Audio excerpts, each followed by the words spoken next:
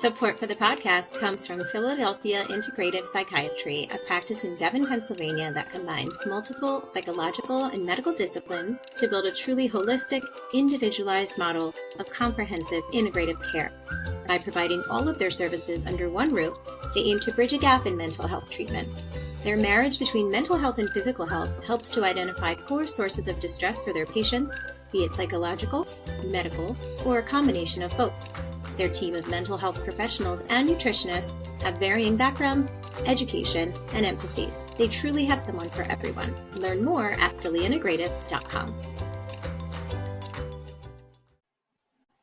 Hello, and welcome back to Parenting Stuff I Wish I Knew Sooner and Want You to Know Now. I'm your host, Erica Desper, founder of the Center for Confident Parenting and a mom who seemed to learn everything I needed to know the hard way.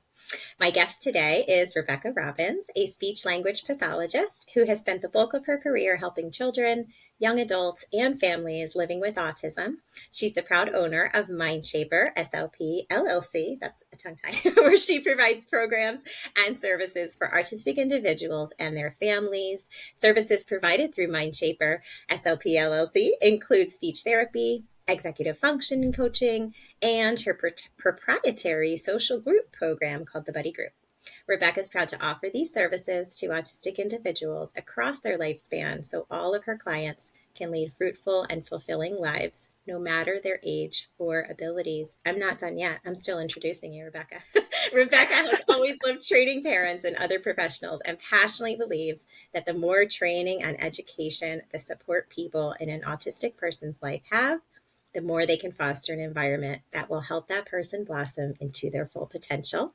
That's why she strives every day to help make this world a better place for all autistic individuals and their families by offering parent and professional consultation services and online workshops like the Motivation Map Workshop Series, which I just attended, so that more people can feel empowered to help the autistic loved ones in their life thrive. Rebecca, thank you for joining me. Thank you for having me, Erica. Yeah, and I loved your Motivation Map Workshop Series. I encourage everyone to check it out. We can talk about that at the end. But first, tell us a little bit about yourself and what brought you to working with autistic individuals. Well, working with autistic individuals kind of found me. The universe says here, this is for you. That is how it often happens, right? Yeah. So, like you said, I'm a speech language pathologist. I lived in New York for many, many years, and then I moved in the Hudson Valley, New York, but I still have an in-person component in that area, offering my Buddy Group program. But I moved to the greater Philly area in August of 2020 to be with my now husband. So now I live in PA. And by day, I'm a speech pathologist. By night, I'm an actress. I like to perform in local productions. I'm actually performing in one right now, and this is being recorded in Phoenixville. And when I was growing up, all I wanted to be was an actress. But I knew when I went to college that I wanted my college degree to be in something that I was guaranteed to make money in. Mm-hmm. So when I went to the local community, my parents were very happy about that choice. Yes. When I went to, so excuse my voice too, is a little raspy from my production that I'm in right now. She's not trying to be sultry. She's in a performance. Yeah, the speech pathologist who has overused their voice. Right. So when I went to community college, I was a liberal arts major to kind of sample all different subjects. And I took a class called the Speaking Voice. And in that class, we studied the phonetic alphabet. And when all of the other students in the class were like moaning and groaning, I was like, ooh, this is great. I love the phonetic alphabet. And that's kind of when I learned about the field of speech pathology. And at the same time, my nephew, who is now in his 20s, was in the just entering the early intervention system and was not speaking. He was almost 3 and still not talking. And so it was like a perfect storm. I knew that when our family would hear him talk for the first time, how much it would mean to us. So I knew that if I went into the field of speech pathology and could do that for just one other family, then my life will have meant something. So that's how I ended up going to become a speech pathologist. And then when it came time for me to do my clinical hours and my student teaching, I was fortunate enough to be placed at a school. It was called the Children's Annex. At that time, it's now called the Center for Spectrum Services, which was a school specifically for autistic children. Mm. And it was just a perfect fit. And I absolutely adored it. I loved it. And then that was it. I ended up starting my career at that school. And then even when I went into agency work and was doing early intervention in preschool, I still found myself on a lot of cases that were for autistic children.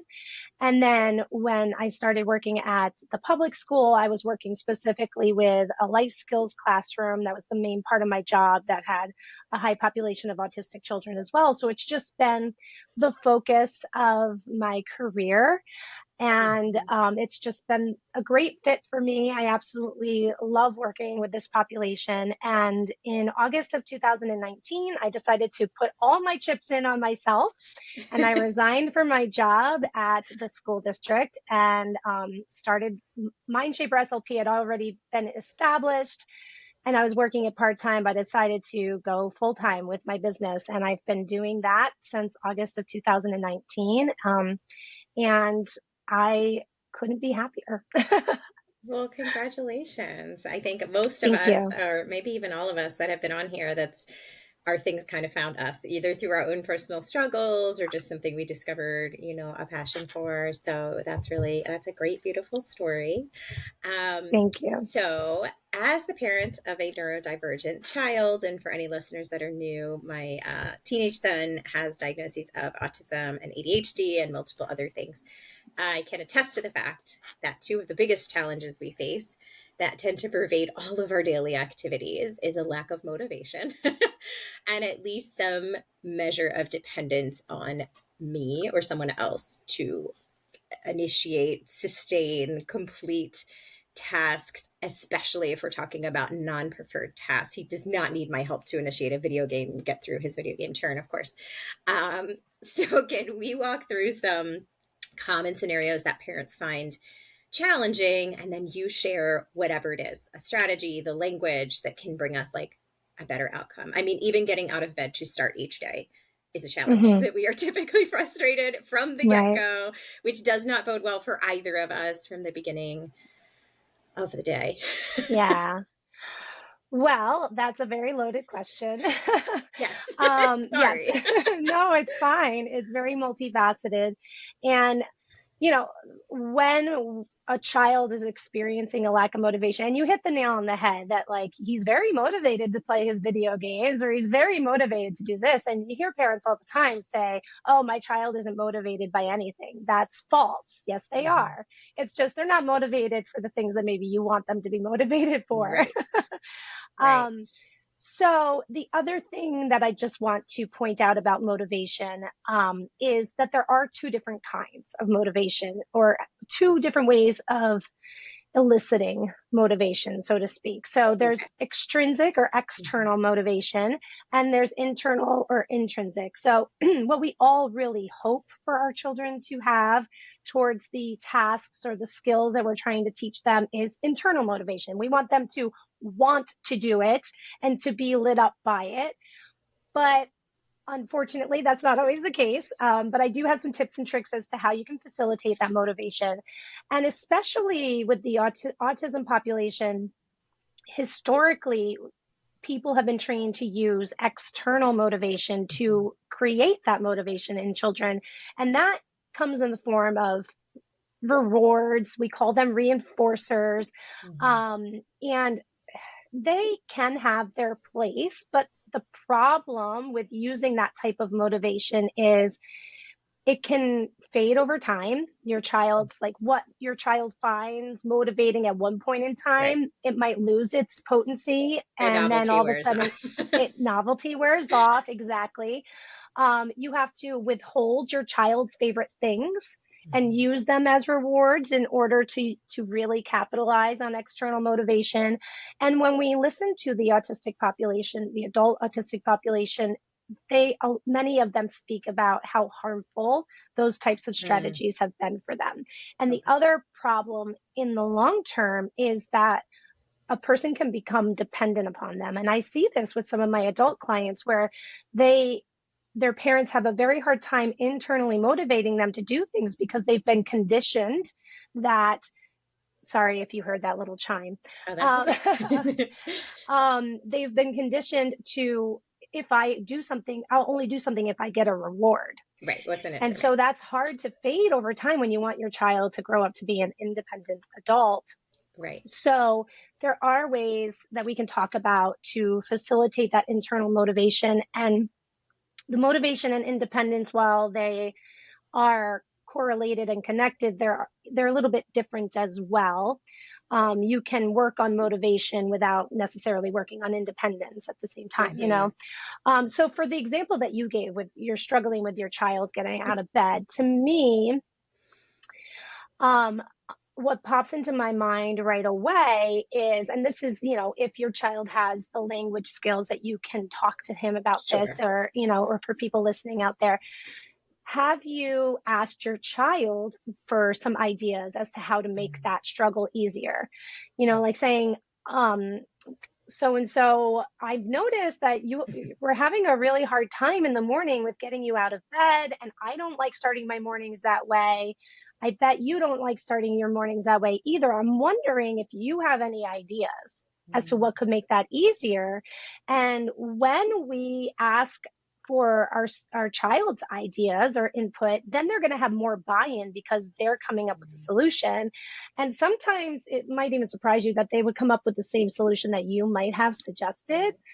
But because they are the ones recommending it, it's like, oh, it's my idea. So that automatically will improve their motivation and their willingness to try it out. So that is one way that you can kind of, for something tricky like getting up out of bed, Yeah. or another common struggle is going to bed at night. Hmm. I find that I work with that with many families, and what happens is it becomes a power struggle. Hmm. And what I teach in my motivation map is whenever you find yourself in a power struggle with your child, once you recognize it, what you need to do is kind of drop it and work on rebuilding your connection with your child. Because the more that you are fighting for the one thing and your child is fighting against it, like that's not going to go anywhere. And when you are able to drop your agenda in that moment and show your child, my connection and my relationship with you is much more important than this thing over here, that's in and of itself is going to make them a little more willing to want to try the things you're asking them to do. Yeah. So And I can that's say, just to interrupt you, we see this work with our, like, even our two and like very young. We do potty training, sleep coaching, with both neurotypical and neurodivergent kids, even as young as like 2 and 3, when you ask for their input and you offer them choices and just kind of make them feel part of the decision. And I always tell parents, or we do, it like a power struggle, you know it when you're in it, right? Like you can feel it and mm-hmm, everyone's digging in. I always say, like, that's like tug of war, and you're both literally pulling your ends of the rope. So you said drop it, which is funny because I always tell parents, see the rope, drop the rope. It only works if both step ends away are from the being, rope. step away from the rope, put it down gently. It only works if you're both pulling. So before you get too much further, like, what if a parent doesn't recognize they're in a power struggle? Like, what does that usually look like, sound like, feel like, where they can go, oh, hold Mm-hmm, on, this is a mm-hmm. drop it situation? If you find yourself feeling like, am I in Groundhog's Day? Like I'm having the same argument with my child, like almost word for word every single night, that's a clue that you're probably in a power struggle Yeah. because and you know, the definition of insanity is doing the same thing and expecting different results. So if you're and Right. that's the thing, when we change our side of the dance, and this is in any relationship with any person, if we change our side of the dance, the other person we are in relationship with has no choice but to change what they're doing in response because we're doing something different. And, you know, I'm not saying that you can't ever return to the thing, like, but Rebecca, it's really important that they get to bed on time. Like, yes, it Sure. is. And what I'm suggesting is to drop it temporarily so that you can get into a positive momentum with your child again in at that time of day. and then slowly start to work your way into a solution together. And the more that you can, so that Mm, shared control is what you were just talking about, asking your child for input, giving them mm, choices. The more you can relax into your child having some autonomy, some say, and some shared control, then the easier it will go. So I think the biggest indicator that you're in mm. a power struggle is that you find yourself in the same fight over and over again. Yeah. And you're just feeling that, like, what I'm saying isn't working. Yeah, like you're pushing Yeah. a So big boulder up a hill and going nowhere. yeah. Yeah. Mm-hmm. So I think I did this recently. I know I didn't prepare you for this, but let me run you through this brief scenario and you tell me if I did this like the Yeah, way you would suggest, right? I know there's no right or sure. wrong way, but No. our current power struggle is obviously he's almost 14. So being on his phone, which is his only connection to peers. So on one hand, I'm thrilled that he's socializing with peers. He's an only child. He's in virtual school, so he's really trying to connect with people in the outside world, which is great given his diagnosis of autism and social skills deficits. But also, it's sometimes it's just a tool, a ploy to be on a screen longer. So we're trying to have reasonable limits, and it's a huge bone of contention where we'll say like, okay, we've given you a really fair turn on your phone. Now it's time to put it away for a little while and do something else. And that's like, we're going to talk about this in a minute with time blindness, but I'll remind, okay, you're done. Okay, you're done. So the other day I felt that like, and it was headed in the wrong direction. I recognized we were in a power struggle, and I don't think he was doing it on purpose. He was just really focused on what he was doing. So I said, okay, this turn needs to end. How many more minutes do you need until you feel like you're finished? And he's picked 5. And I said, great. Find a way to remember when 5 minutes is up. Like set a timer for yourself and please come back downstairs, without your phone. So is that what we're talking Did about? Was did that it dropping the work? rope? It did. Well, Yeah. he came back. Did it work? I took it as a win. My husband and I slightly disagreed about this, but it was a start. He said, I'll be down at, let's say 12:45. And he came down without anyone saying anything at 12:47. Okay. So it did work. I mean, he got an Yeah. extra 2 minutes, which again, I don't think was intentional, but it did result in him recognizing that his time was over and being okay with it because he had chosen it and he didn't need another reminder. So I would say it worked. Not as Mm-hmm. perfectly as if maybe we had just done that from the beginning without all the but that Yeah. was what I said to my husband is like, okay, that wasn't super smooth, but I could see it becoming a smoother strategy in the future if we can remember to just jump to that first.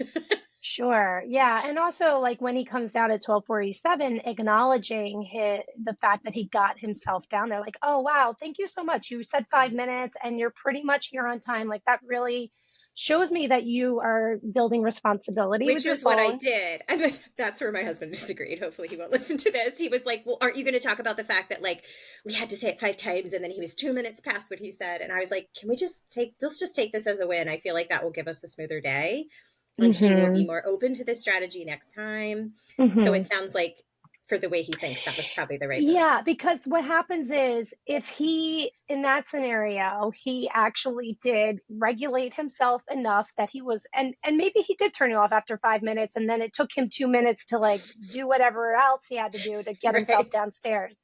But 7 minutes is very, very close to 5 minutes. So I agree, that's a That's what win. I, But if he then was able to accomplish what he was accountable to his word. And when he comes down, all he gets is flack about the times that he had to be right. reminded.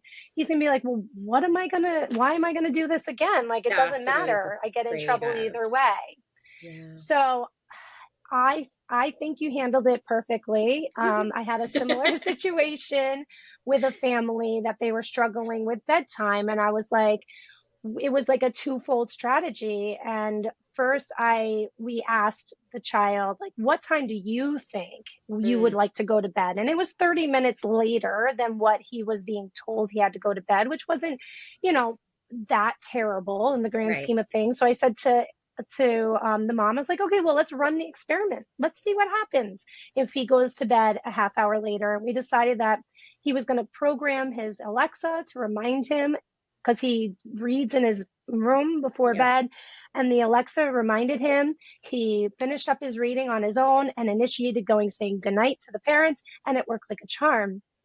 But the autonomy piece. Like the child Mhm. had a say over what time he had to go to bed. He had a say over how it was going to happen, and then it was on him to initiate it. So he felt Mhm. the internal drive to do it, because that's where the pride of accomplishment comes in as well.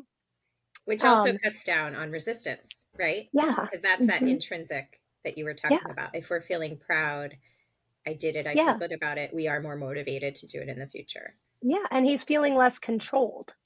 And Right. when, Which is a big yeah, deal for teenagers. If you're not there yet, let me yeah, tell you. yeah. And that's the big thing, is like with the power struggle, if the child, and there's a whole other subset of autism too called PDA, which stands for pervasive demand for autonomy, where if they feel like they are being controlled in any way, shape, or form, it literally triggers their nervous system into fight, flight, and freeze. So, like, you really have to be savvy as a parent in how you present things and demand so that Mm. it doesn't trigger that. But yeah, the more that you can get your child's feedback and the suggestions and ideas and let them be independent in executing them, even if it's not executed perfectly, I think the more things are going to go smoother. Awesome. Okay. Well, good to know I'm on the right track. And can you Yeah. repeat? So I think PDA used to be stand for pathological demand avoidance. So is this a reframe? What did you say we're calling it So, now? so yes, it's the medical term is pathological demand Okay. for, wait, what did I say? You said pervasive. Pervasive demand for autonomy. Yes. And it's the medical is pathological demand avoidance. Okay. So I prefer the more neurodiversity Neuro affirming, affirming. Okay. um, acronym, which is, well, actually, the most neurodiversity affirming is persistent demand for autonomy, Okay. or I see how that persistent sounds. drive for autonomy. I think it That is sounds a lot actually.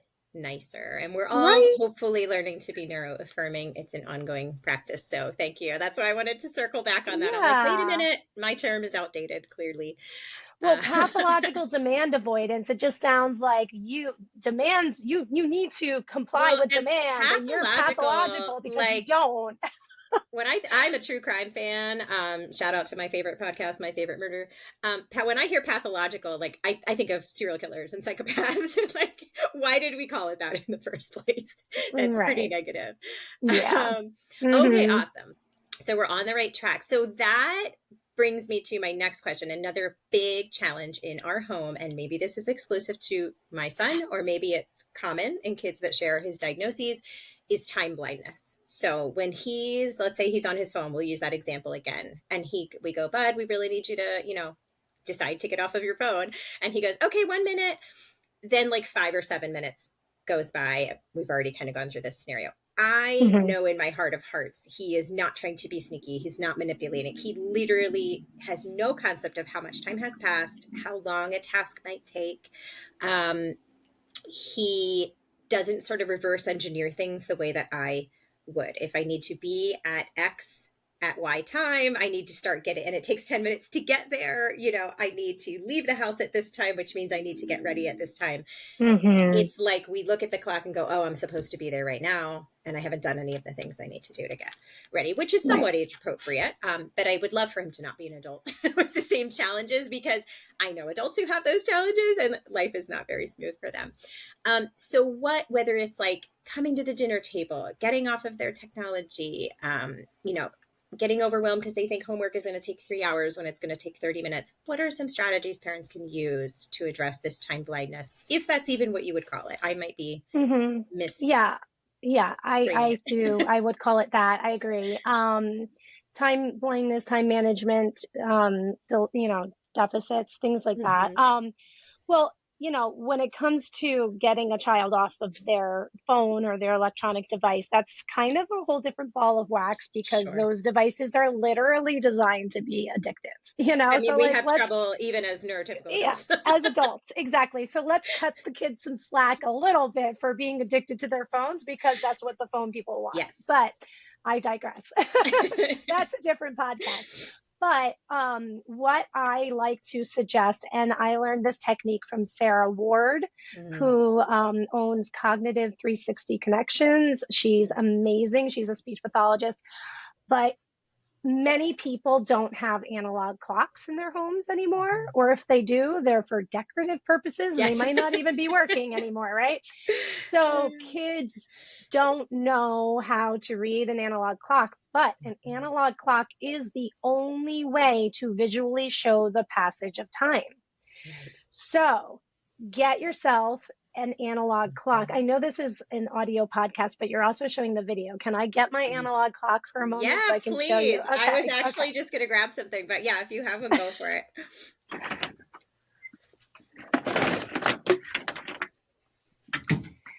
Okay. So, like, as you can see, Remember those from like your elementary school classroom? yeah, so this is all drawn on by me with dry erase marker. Right. And I was using this to teach one of my students the different hour zones. So he was Yeah. having a hard time knowing that when the minute hand's getting close to the next hour, it's still like in the same hour. But so Right. draw on your clock with dry erase markers. That's what I highly encourage. Yes. So, what you can start to do, and if you have a child that's too young and doesn't know how to read a clock, or is older and doesn't know how to read a clock, that's fine too. A trick around that is you can get stickers of items like something your child's really into. If they're really into sports, get like ball stickers, or if they're really into I want to say Thomas the Train because, but Yeah. I'm sure that's like outdated now. The kids are into He's something still else, right? popular, but yeah, I mean, Blippy, let's say Blippy, I don't know. Yeah. So, and then you just put a different sticker at each Yeah, number. And so, that's and great. then if you can even take apart the insides of the clock and put stickers on the actual hands. So you have a Okay. sticker on the minute hand and a sticker on the hour hand. So you could say like, I'm going to just use soccer balls or the balls scenario. So let's say there's a baseball on the minute hand. You can say when the baseball gets to the basketball, it's going to be Mm, time for us to go, so that gotcha. they can visually see how much time is left. And you can even use the dry erase marker to mark where we are in time. Like, okay, Right. we're right here and we have to go when the minute hand hits the 6. So you Mm-hmm. have 5, 10, 15, 20 minutes until we Yep. have to go. And then they can visually see the minute hand moving through that time. But the other thing that Yep. you can start talking about and teaching your child is that 5 minutes before that go time is where you Mm. start cleaning up. So you Ah, can say, to sort of, okay, we that's where have we to build leave the when the minute reverse hand hits the engineering. 6. So cleanup Mm-hmm. time is when the minute hand hits the 5. Or once Got you've it. started using that language with your child for a while, you can say, okay, when the minute hand hits the 6, we're going to leave. Tell me your cleanup plan. And then they Mm. actually verbalize to you, okay, I'm going to keep playing until the minute hand hits the 4. Maybe they even say the 4, and then I'm going to Okay. start cleaning up. Great. That sounds like a good plan. I'll meet you in the kitchen at 6 when the minute hand gets to the 6. Awesome. So that they can start, after you kind of teach them how to do it, they can start Mm-hmm. managing and planning their time too. Another thing that you can do that helps with the time blindness piece, because I have a family that I work with that they're like, he has no urgency to get out the door. And I was like, that's Oh yeah. probably because he doesn't have a good sense of how much he has left to do before he has to leave and how much time those things are going to take, which is where Right. that urgency comes from. So he Mm-hmm. doesn't have that perceived sense of time that's giving that urgency. So if Right. you write your schedule on the Mm-hmm. clock, like, so let's just say you're writing, okay, here we're having breakfast. And then when here you're going to walk the dog. And then you're going to pack backpack. And then here is time to leave. Right. So when your child is going through the routine and they can see what, if the minute hand is here and they still haven't walked the Mm-hmm. dog, they can visually see that they're late, that they're behind That is schedule. excellent. Yeah. Yeah, which can Now, help my them. clock, I tried this and the clock I bought Uh-huh. on Amazon, it does not erase. It just, Yes. So I need to that's the try thing. again. You don't buy a clock with a plastic face because the dry erase That's markers won't erase well. This one, That's what happened. yeah, you need a glass face or a good quality plastic, Okay, and that's why then I it wanted will to point erase. that out because I was really frustrated when this didn't work. Um, Hmm. but yes, that I really find as parents, I'm a visual person, so that was very helpful to see the different ways that you would use it, and I just like. I don't want this to just be all talking. I want parents to walk away with like, "Ooh, I can buy that. I can do that. We're going to do it today." So that was Yeah, I really, really have a great. video too on my Facebook page that Right. demonstrates this, so I can give you the link to that Yes. too, so And people could check please it out. definitely go follow Mindshaper SLP LLC because your social media content is fantastic. I am a Oh, thank follower. you. So you mentioned in that scenario how you might sort of scaffold, like come down the scaffolding, so to speak, of like, look, I'm going to help you a lot at first. I'm going to show you how this works. But then eventually I might change the language I use as the parent so that you're kind of thinking through, what needs to happen next. So scaffolding is a big buzzword. We talked about this in the last recording, to help a child move from dependence more toward independence, which of course we Hmm. all eventually want for our kids. So can you give us one more example? I don't know if we want to pick like the getting ready in the morning routine, or for us, it's always the like all the steps that have to happen in the shower and after the shower routine. Yeah. How could we set that up with lots of help? And more importantly, how do we eventually say, like, go do your stuff? Yeah. So I think a big part of that is parents need to manage their expectations a little Mm, better. And because what happens is when we are really proficient at doing a skill or a task, we forget about all of the little things that go mm, into actually being independent with that. And mm, so when we say, like, I want my child to independently shower, there's so many things that go into yeah. showering independently. And when you're talking about a neurodivergent child, maybe there's sensory things that are impacting it. You're talking about executive functioning challenges that might be happening. Maybe the noise of the fan in the bathroom bothers them and it makes it hard for them to keep focused when they're in the shower. So, what I highly suggest is if there's a task that you are really struggling with getting your child to become independent in, is do what I call it, what's called a task analysis. So, you literally sit Okay. down and write down all of the steps from start to finish that the child needs to Hmm. do to be independent in that task.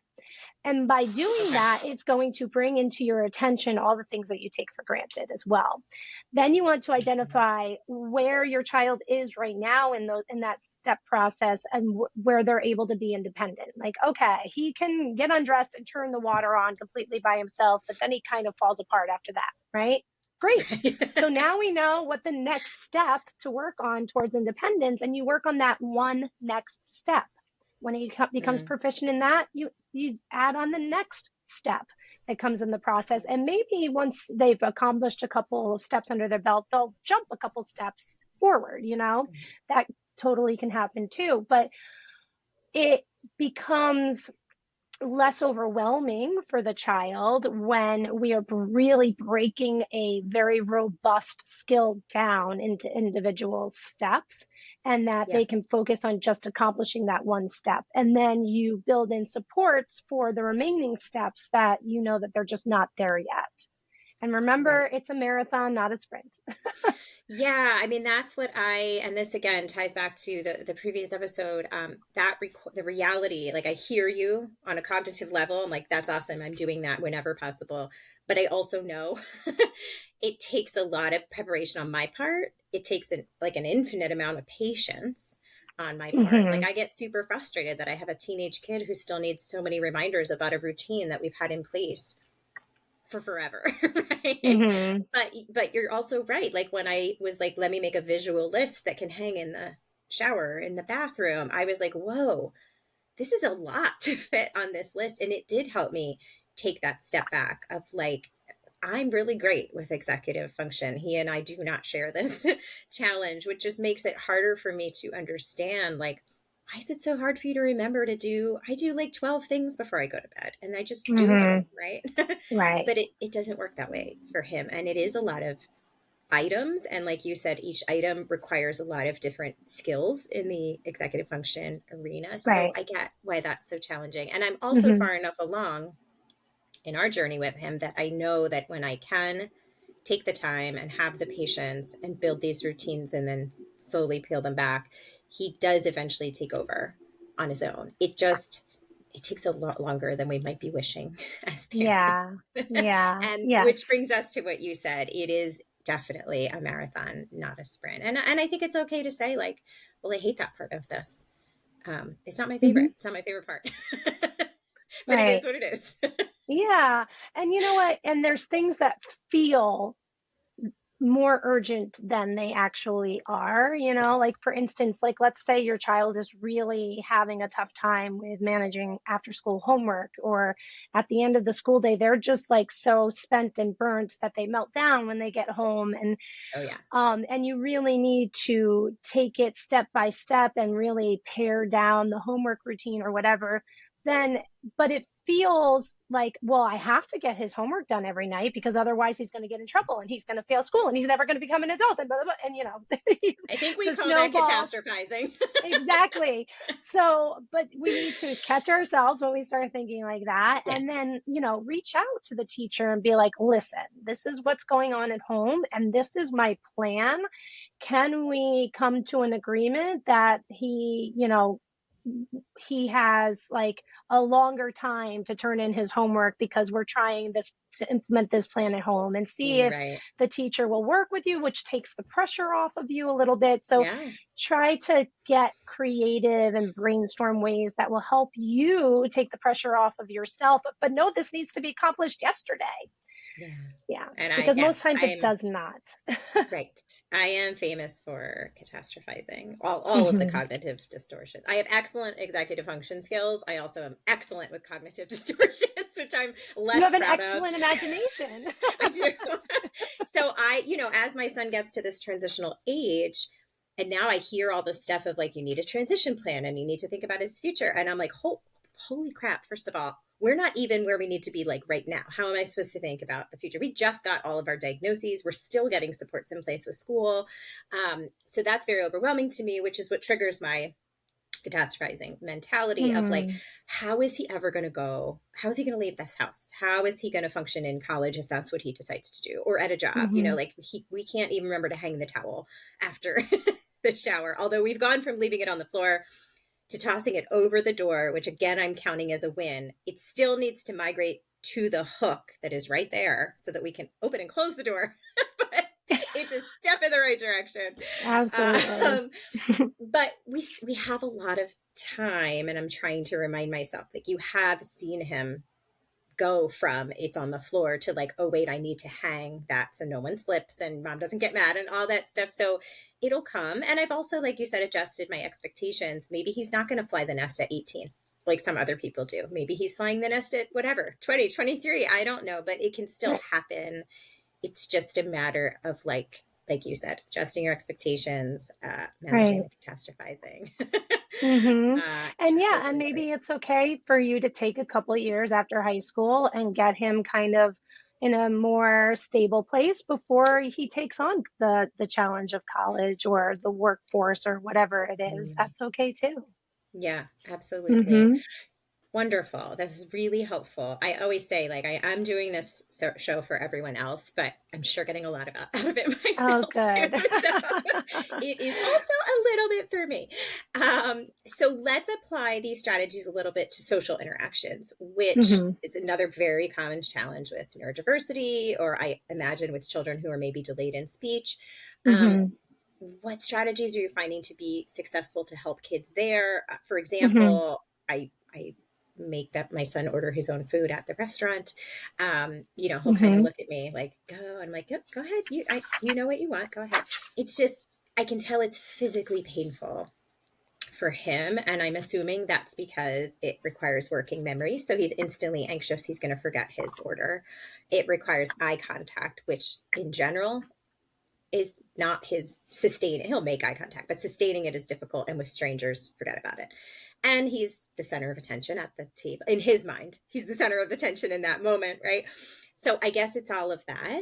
Hmm. If parents are struggling in that area or making a phone call or whatever, Hmm. what would you say to those parents? So many challenges. Yeah. So, you know, again, it's about there's two, what I also teach is there's two foundational independent philosophies that you need to know. And one is you cannot have independence without autonomy, which is kind of what we talked about with getting your Mm, child's opinions and ideas and suggestions on things. And the yeah. other one is independence does not mean without supports. Okay. So, like, and that was kind of like a light bulb moment that I had when I was reading one of the books from my book club that I host. And there was an excerpt by a non speaking autistic man, and he talks about how he has support workers and he tells them that they need to let him make mistakes, Mm, but he is independent for him despite the fact that he has to use a communication device for communication, and he still has support workers that have to help him function throughout the day, but that's still considered independence. yeah. So when you go out to eat, can you bring a little notepad to keep in your purse so that you can talk about what your son wants to order and write it down so that when it comes, he can just read his order? And maybe he can, like, having the paper to look at rather than having to recall it from his memory would feel a little less anxiety provoking, and it gives him a reason to not have to stare at the waitress the whole time that he's Yeah. making the order. So, and then if he's able to do it, he's independent with ordering his meal. He just needs that support of having it written out first, and that's fine. Yeah. And Or he you could use actually the came notes up app with on a your phone. win. Yes, that's what I was going to say. He came up with a win on his own. I don't remember the exact details, but we were at El Limon. Shout out to El Limon. It's one of our favorite Mexican places. They're all over the place. And he was panicking, of course, because he told me what he wanted. And I said, okay, great. I'm glad you decided. I really want you, when it's your turn, I want you to tell the person what you want. And he started to freak out. And before I even fortunately, somehow I didn't rescue or offer a solution. I'm not sure how that happened. He said, I'm going to put it in my phone so I don't forget it. And then he did exactly what you just said. He read it from his phone when the person came. And that just made him so much more at ease. He still didn't love having to do it, but he wasn't quite as Yeah. panicked. And he did Yeah. it. And I said, Mm-hmm. well, that was great. Like maybe that's what you can do next time so you don't have to be so worried. And I was like, it's those little moments. I was blown away of like, look, Mm-hmm. he can come up with ideas.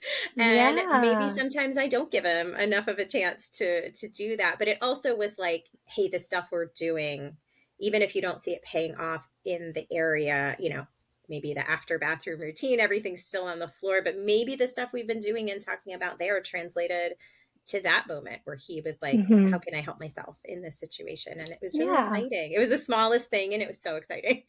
Yeah, that is awesome that he came up with that. And one of the big indicators of adult success is advocacy skills. Yeah. So the more that when you are implementing a support for your child, the more that you can explain to them the why you're giving them that support, the more that they're going to be able to understand. Like if it's a sensory strategy, like, oh, I think your body seems a little wiggly right now, so I'm going to give you some deep pressure because that usually helps your body calm down. You're teaching them, oh, when my body feels like this, deep pressure helps me feel calm, so that they can advocate for themselves, hopefully down the road, and saying like, oh, my body feels wiggly, I need something that gives me deep pressure. um so that's just an example, but Yeah. your son kind of advocated for himself in that moment, saying, you know what, Yeah. I'm going to write this down because that's what I need to be successful in this moment. Yeah. So that's a big part with the social piece, is teaching your child to understand what their needs are so that they can communicate those needs to others.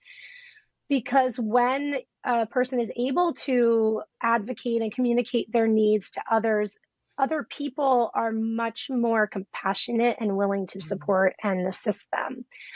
The Mhm. other thing is get your kids involved in activities that they're super interested in and super passionate about, because they're going to find other people there that are also super interested and passionate about that thing. And it's going to be really easy for them to communicate and converse with the other people there because they have a common interest. And And we know how rather much than, they love to talk and talk and talk and talk about their whatever they're passionate about in that exactly. moment. Right. And that's a big thing in the neurodiversity movement. Like the fact of, so info dumping is actually a form of autistic communication that shows a person that, hey, I really like you and I care about you so much that I'm going to share my deepest passions with you. Whereas neurotypically, that isn't a social norm. We don't info dump on people like that. So traditionally, we have tried to divert autistic communication so that they are talking about a wider array of topics. But it's more neurodiversity affirming to put your child in a position where they can talk as much as they want about their favorite topic because they have other people that are also interested and want to hear about it and talk about it too. So that's going to go really far and do wonders for your child's confidence and social communication skills when they feel successful interacting with other people. Yep. And repeat that phrase you said. I just want to underscore it. I think it was, you can't have independence without You autonomy. can't have independence without autonomy. Yeah. Because I feel like there's this constant push with parents of like, I just want them to be independent. But then we're like micromanaging everything for them and making all the decisions and rescuing them. And so we're kind of like, Especially a special needs child. Yes. right? So we're like working Hmm. against ourselves and our own goals for them, which is, we kind of have to take a step back and think about that. So there is no independence With loving without kindness to autonomy. Yes, yourself. Don't beat yourself absolutely. up saying, oh, it's my fault. My child's not independent. I'm micromanaging. Like, no, you did what you had to do to get your child to this point where Yeah, they are, and you can lovingly find ways to micromanage less without yeah, beating yourself up.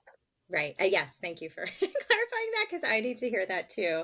Yeah, Last we all question. do. Can you come live with us until we get Aw. reach the point of independence? No, you have Well, too many my husband will performances. be away for a few days. Right? I mean, can we hire you out? Because this all sounds amazing. I could listen to you forever. We'll definitely have you back. That gave me a great idea. I think we need to dig into that whole neuroaffirming thing. It's, very popular right now. And obviously, I don't, popular is not the right word, very important to be informed about and to be careful with how we view things and what we say. So maybe we can have you back to talk about that a little bit more.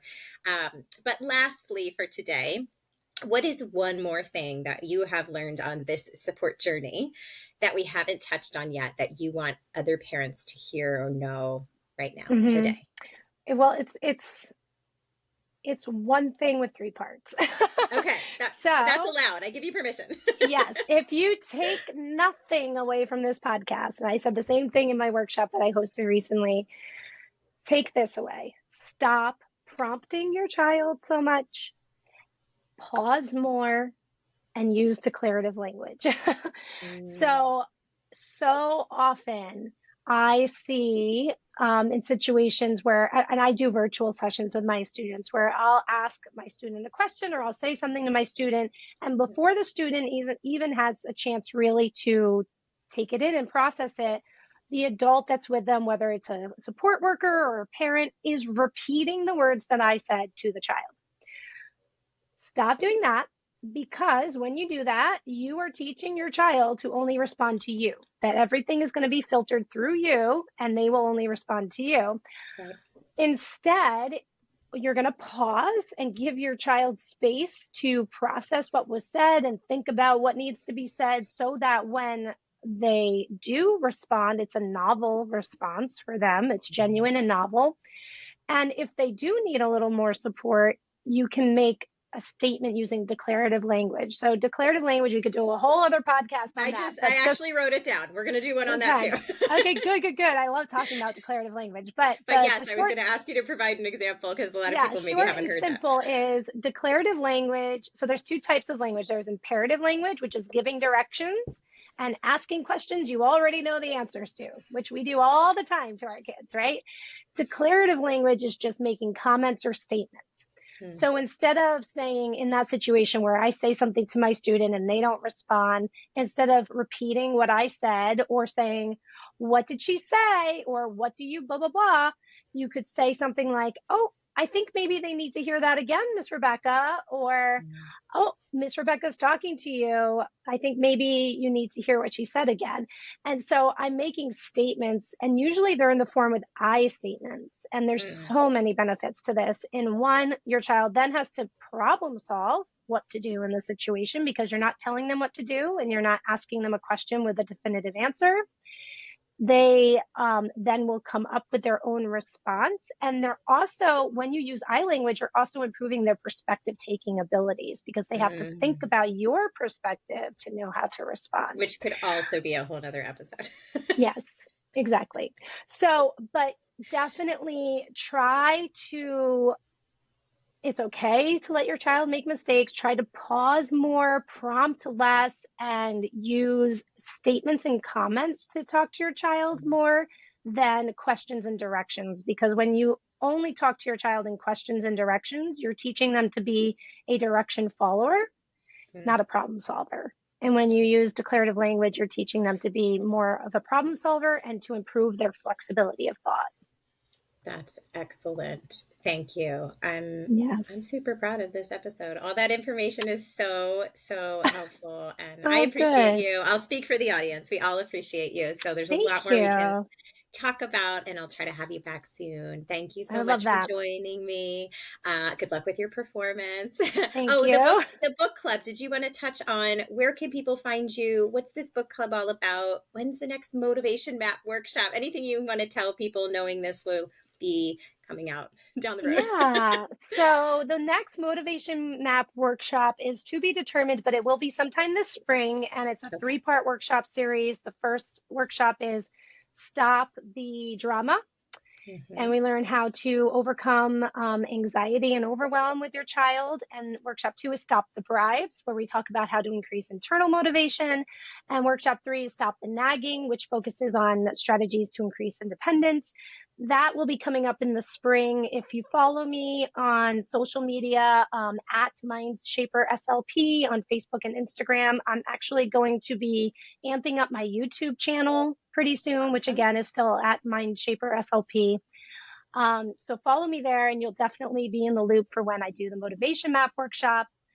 Right now it is the middle of February and we are just about to start a new book in my book club. I host a book club for parents, an autism book club for parents and professionals called Rebecca's Awesome Read, spelled AUSOME. Perfect. And we are starting a book this week called Different Not Less by Chloe Hayden, who is an autistic author. We focus on books that educate us on the neurodiversity affirming movement. And we try to do books by autistic authors as much as possible. We just finished our first fiction book that was written by a non-speaking autistic author and was amazing. I learned so much. So you can get on that list by going to Rebecca Robbins, Robbins has two B's, slp.com/awesome reads, and that's AUSOMEREADS. Excellent. And I'll put that all in the description of this episode as well. Thank you so much. Listeners, watchers, I'll be back soon with more stuff that I wish I knew sooner, and our experts and our parents wish that they knew sooner as well and want you to know. In the meantime, I'll leave you with my updated list of stuff that I have learned the hardest way. The new list is your to-do list will always be there, so put yourself on it. You can't pour from an empty cup. Schedule ways to refill yours each day. And there is no way to be a perfect parent, countless ways to be a really good one. So let's just aim for that. And I will be back soon. Thanks so much, everybody. Thank you.